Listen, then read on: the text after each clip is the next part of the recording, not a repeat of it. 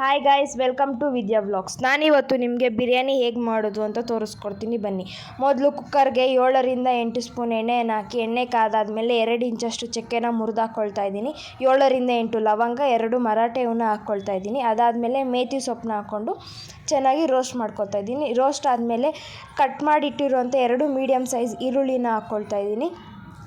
ಈರುಳ್ಳಿ ಚೆನ್ನಾಗಿ ರೋಸ್ಟ್ ಮಾಡ್ಕೊಳ್ಬೇಕು, ಕಲರ್ ಚೇಂಜ್ ಆಗೋವರೆಗೂ ರೋಸ್ಟ್ ಮಾಡ್ಕೊಳ್ಬೇಕು. ಬಿಕಾಸ್ ಈರುಳ್ಳಿ ಟೇಸ್ಟ್ ಕೊಡುತ್ತೆ ಅಂತ ಫುಲ್ಲು ಕಲರ್ ಚೇಂಜ್ ಆಗೋವರೆಗೂ ರೋಸ್ಟ್ ಮಾಡಿಕೊಂಡು ಗೋಲ್ಡನ್ ಕಲರ್ ಆಗೋವರೆಗೂ ಚೆನ್ನಾಗಿ ರೋಸ್ಟ್ ಮಾಡ್ಕೊಬೇಕು. ಅದಾದಮೇಲೆ 1 ಟೇಬಲ್ ಸ್ಪೂನ್ ಶುಂಠಿ ಬೆಳ್ಳುಳ್ಳಿ ಪೇಸ್ಟ್ ಹಸಿ ವಾಸನೆ ಹೋಗೋವರೆಗೂ ಚೆನ್ನಾಗಿ ರೋಸ್ಟ್ ಮಾಡ್ಕೊಳ್ಬೇಕು.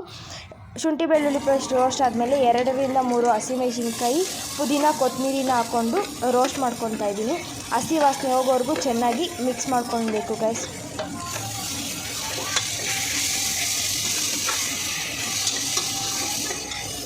ಹಸಿ ವಾಸನೆ ಹೋಗಾದಮೇಲೆ 1 ಮೀಡಿಯಮ್ ಸೈಜ್ ಟೊಮೆಟೊನ ಚಿಕ್ಕದಾಗಿ ಕಟ್ ಮಾಡಿ ಹಾಕ್ಕೊಳ್ತಾ ಇದ್ದೀನಿ.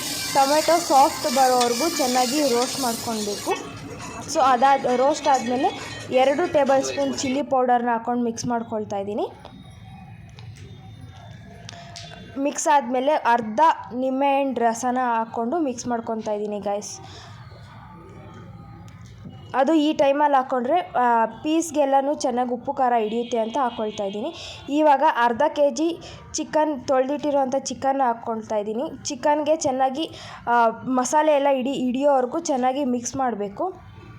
ಸೊ ಮಿಕ್ಸ್ ಆದಮೇಲೆ ಒಂದು 10 ನಿಮಿಷ ಬೇಯಿಸಿ ಅದಾದಮೇಲೆ 1 ಟೇಬಲ್ ಸ್ಪೂನ್ ಧನಿಯಾ ಪುಡಿ ಹಾಕ್ಕೊಳ್ತಾ ಇದ್ದೀನಿ. 1 ಟೇಬಲ್ ಸ್ಪೂನ್ ಗರಂ ಮಸಾಲ ಹಾಕ್ಕೊಳ್ತಾ ಇದ್ದೀನಿ.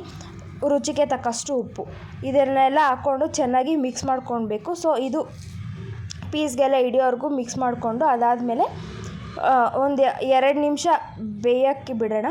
ಸೊ ನೋಡಿ ಗೈಸ್, ಬೆಂದಿದೆ.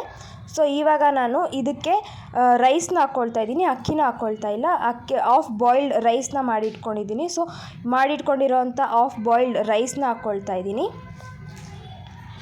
ಹಾಫ್ ಬಾಯ್ಲ್ಡ್ ರೈಸ್ನ ನೋಡಿ ಗೈಸ್ ಇವಾಗ ಕುಕ್ಕರ್ಗೆ ಹಾಕಿದ್ದೀನಿ. ಇದನ್ನು ಚೆನ್ನಾಗಿ ಮಿಕ್ಸ್ ಮಾಡಬೇಕು. ಈ ಹಾಫ್ ಬಾಯ್ಲ್ಡ್ ರೈಸ್ಗೆ ಏನು ನೀರು ಅನ್ನ ಆಗೋದಕ್ಕೆ ಇಟ್ಟಿದ್ನೋ ಆ ನೀರಷ್ಟೇ ಇದಕ್ಕೆ ಹಾಕ್ಕೊತಾ ಇದ್ದೀನಿ. ಎಕ್ಸ್ಟ್ರಾ ನೀರನ್ನ ಇದಕ್ಕೆ ಆ್ಯಡ್ ಮಾಡ್ತಿಲ್ಲ. ಸೊ ಇವಾಗ 10ರಿಂದ 15 ನಿಮಿಷ ಕುಕ್ಕರ್ ಲಿಡ್ನ ಮುಚ್ಚಾದಮೇಲೆ ನೋಡಿ ಗೈಸ್, ಬಿರಿಯಾನಿ ರೆಡಿ.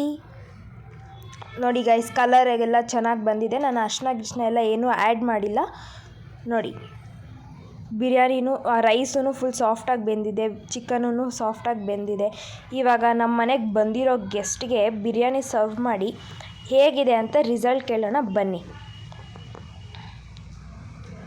ನೋಡಿ ಗೈಸ್, ಇವರೇ ನಮ್ಮ ಮನೆಗೆ ಗೆಸ್ಟು. ಹೇಗಿದೆ ಬಿರಿಯಾನಿ? Thank you.